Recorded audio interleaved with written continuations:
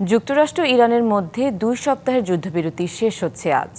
এই মেয়াদ বাড়ানোর সম্ভাবনা ক্ষীণ জানিয়ে দিলেন মার্কিন প্রেসিডেন্ট ডোনাল্ড ট্রাম্প। আর চুক্তি না হওয়া পর্যন্ত হরমুজ প্রণালীতে অবরোধ থাকবে জানান তিনি। এদিকে ইরান বলছে হুমকির মুখে কোনো আলোচনা হবে না, পাল্টা হামলার জন্য প্রস্তুত তেহরানও। হামলা পাল্টা হামলার মধ্যে মধ্যপ্রাচ্য যখন টালমাটাল, তার প্রভাব যখন পড়েছে গোটা দুনিয়ায়, তখন 2 সপ্তাহের জন্য যুদ্ধবিরতি ঘোষণা করা হয় যুক্তরাষ্ট্র ও ইরানের মধ্যে। চলে চুক্তি নিয়ে আলোচনা ও শান্তির অন্বেষণ।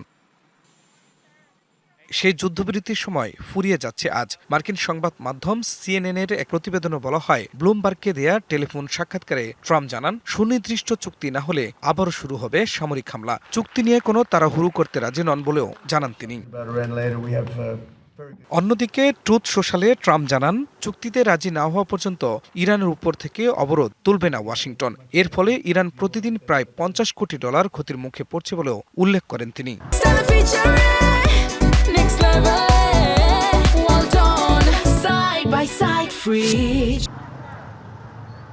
এদিকে হুমকি কিংবা চাপের মুখে কোনো আলোচনায় বসবে না বলে স্পষ্ট জানিয়েছে ইরানের শীর্ষ নেতৃত্ব।